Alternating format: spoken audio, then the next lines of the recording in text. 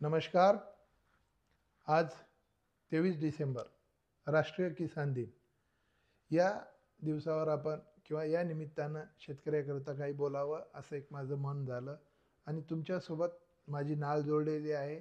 त्यामुळं काही गोष्टी मला आपलं समजून किंवा तुम्हाला मी आपलं समजतो हे समजून मी काही गोष्टी बोलत आहे. तर त्यामध्ये मनाला कुठली गोष्ट लावून घेऊ नये हे मी सुरुवातीलाच तुम्हाला विनंती करतो.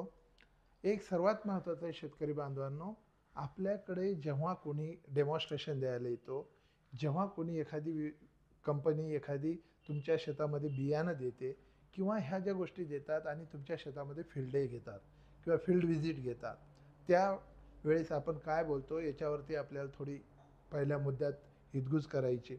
एक शेतकरी बांधवांनो बघा, तुम्ही शेतामध्ये एखादी व्हेरायटी लावली आणि त्या व्हेरायटीचं तुम्ही गुणगान गाता. खरं जे असेल ते सांगायला काही हरकत नाही. परंतु कॅमेरा आपल्या शेतात आला, कॅमेरावाला आपल्याला प्रश्न विचारते, त्याच्या मनासारखेच उत्तरं द्यायचे हे आपण केलं नाही पाहिजे.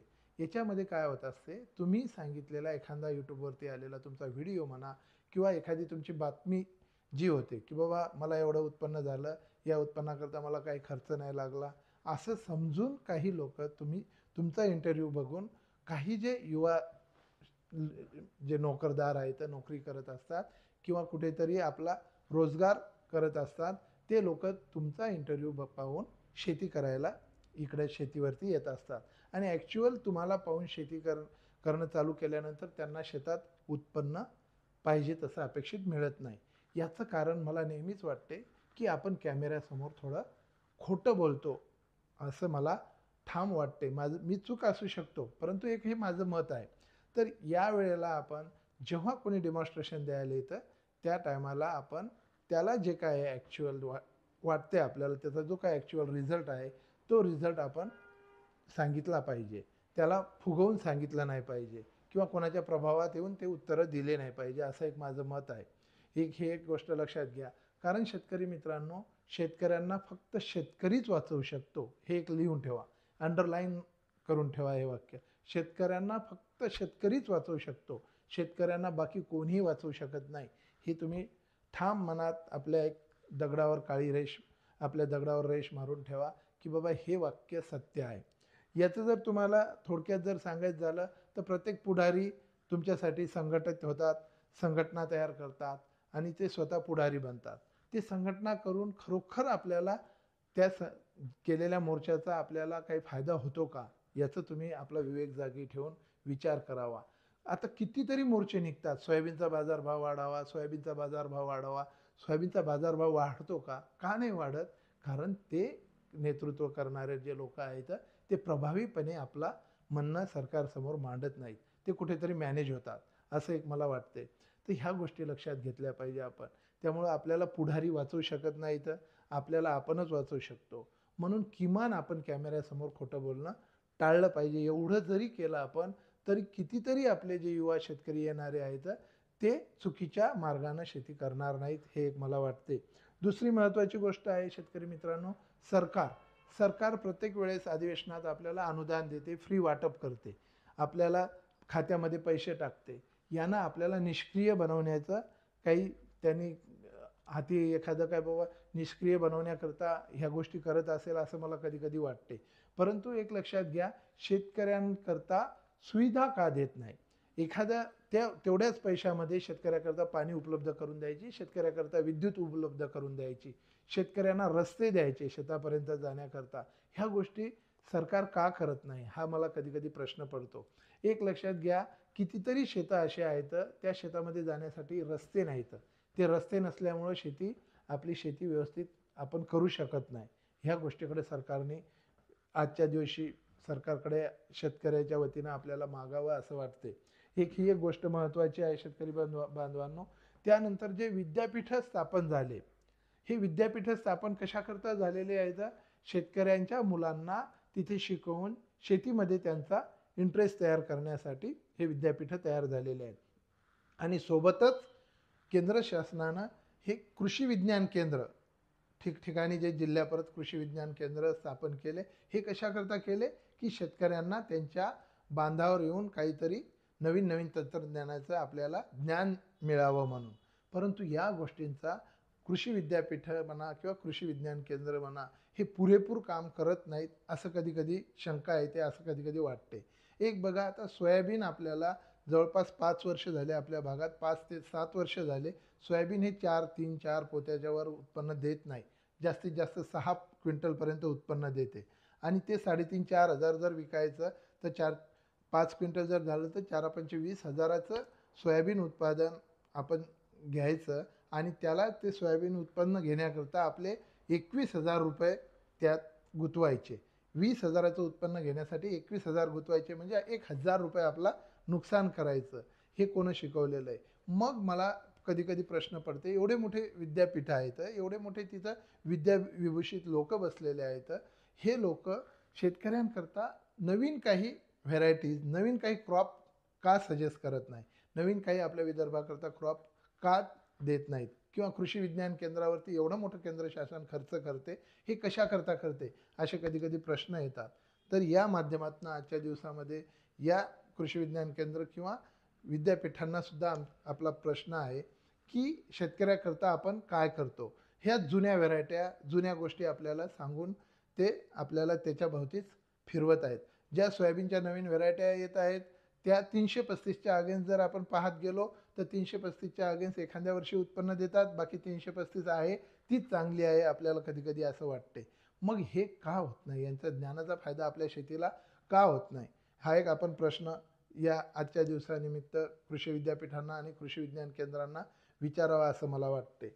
ह्या सर्व गोष्टीचा जर आपण विचार केला तर शेतकरी बांधवांनो, या देशामध्ये आपल्याला म्हणजे शेतकऱ्यांना मोठं होणं हे कोणालाच परवडणार नाही.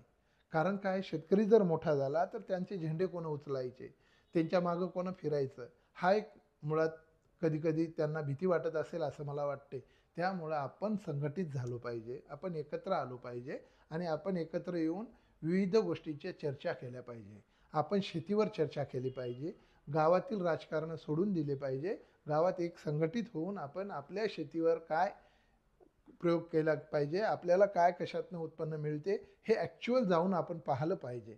जिथं कोणा असा इंटरव्ह्यू आला, कोणं सांगितलं याचा रिझल्ट चांगला आहे, तर तिथं जाऊन आपण पाहिलं पाहिजे. आणि ते जर खरं नसेल तर त्या शेतकऱ्यांना आपण बोललं पाहिजे की तुम्ही चुकीचा मेसेज देऊ नका. हे जर केलं तरच आपला शेतकरी सुदृढ होईल, आपला शेतकरी आपल्या पायावर उभा राहील. दुसरं एक मला म्हणायचं, शेतकरी बांधवांनो, मी प्रत्येक शेतकरी चर्चासत्रामध्ये पण सुद्धा सांगत असतो की आपण संघटित व्हा. 10-15 लोक एकत्र यायचं. 10-15 लोकांनी हप्त्यातला एक दिवस ठरवा. उदाहरण घ्या, मंगळवारी संध्याकाळी 7 ते 8 हा टाईम आपण जर ठरवला तर त्या मंगळवारी संध्याकाळी 7 ते 8 कोणाच्या तरी घरी चहा प्यायला जायचं. 10 लोकांच्या ग्रुपमध्ये प्रत्येकानं एक एक मंगळवार वाटून घ्यायचा आणि त्या मंगळवारी 7 ते 8 आपला मोबाईल घरी ठेवायचा. आपल्या डोक्यामधले आपले बाकी प्रश्न सर्व घरी ठेवायचे आणि फक्त शेतीवर चर्चा करायची. एवढं जरी केलं शेतकरी बांधवांनो तर आपल्या शेतीत येणाऱ्या समस्यावर आपण खूप मोठ्या, आपल्या शेतीत येणाऱ्या ज्या समस्या आहेत त्याचं निरासन करू शकतो. एक लक्षात घ्या, जेव्हा 9 लोकांना ज्या समस्या असतील त्याचं उत्तर आपल्याच गावातल्या एखाद्या शेतकऱ्याकडे राहत असते. कधी कधी कुठल्या पिकं सुकत असतात, त्याचं कारण काय आहे हे आपल्याला आपल्या गावातल्या शेतकऱ्याकडनं कधी कधी लक्षात येते. कधी कधी आपले कल्टिवेशन प्रॅक्टिसेस चुकतात, त्या आपल्याला लक्षात आणून हेच लोक देत असतात. त्यामुळं आपण एक हप्त्यातला एक दिवस ठरवला पाहिजे. मला हे माहीत नाही पोथी वाचल्यामुळं किती पुण्य होईल किंवा आरतीला दररोज सकाळी गेल्यानंतर किती पुण्य होईल, किती ते देव आपलं ऐकल, परंतु हे नक्की आहे, जर तुम्ही हप्त्यातला एक दिवस 10-15 लोक संघटित होऊन जर शेतीवर 100% चर्चा केली, काही शेतीवर बोला, तुमच्या तणावर बोला, तुमच्या पिकावर बोला, तुमच्या पिकाच्या रोगावर बोला, तुम्ही पाणी कसं द्यायचं, सऱ्या कशा करायच्या, हे प्रत्येक प्रश्न हे तुमचे नेहमी, आणि याचं एक तुमच्याच ह्याच्यातला एक लिखापडी करणाराना ते प्रश्न लिहायचे आणि त्याची उत्तरं लिहायचे. ह्या जर गोष्टी आपण केल्या तर आपण नक्की सक्षम होऊ असं मला वाटते. दुसरी एक महत्त्वाची गोष्ट आहे शेतकरी बांधवांनो, आपल्याकडे जेव्हा कुठे प्रतिनिधी येतं उत्पादन घेऊन किंवा कुठला दुकानदार आपल्याला एखाद्या उत्पादनाबद्दल सांगतो, तर त्यावेळेस आपण त्यानं जे सांगितलेलं आहे त्याची नोंद करून घेतली पाहिजे.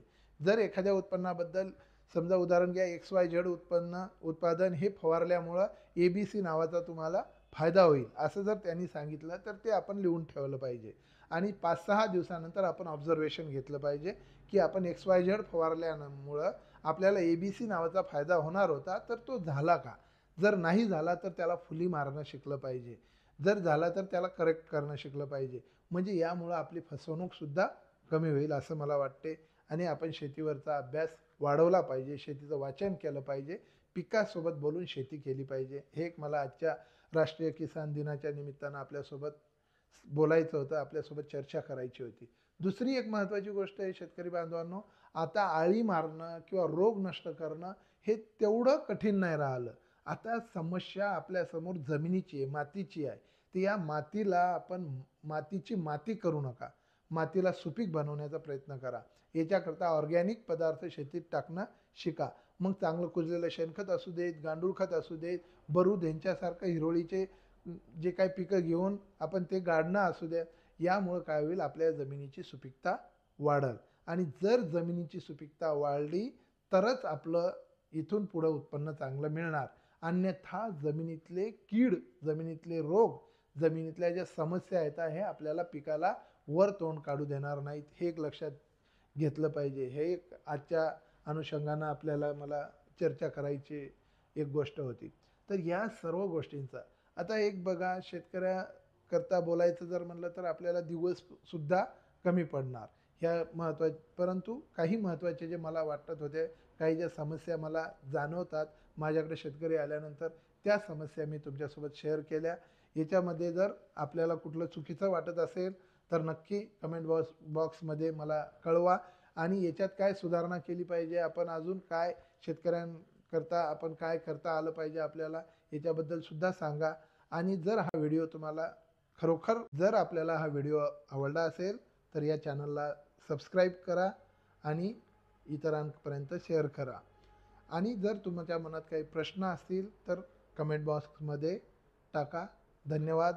मनोज जाधव, मनोज फर्टिलायझर्स, रिसोड.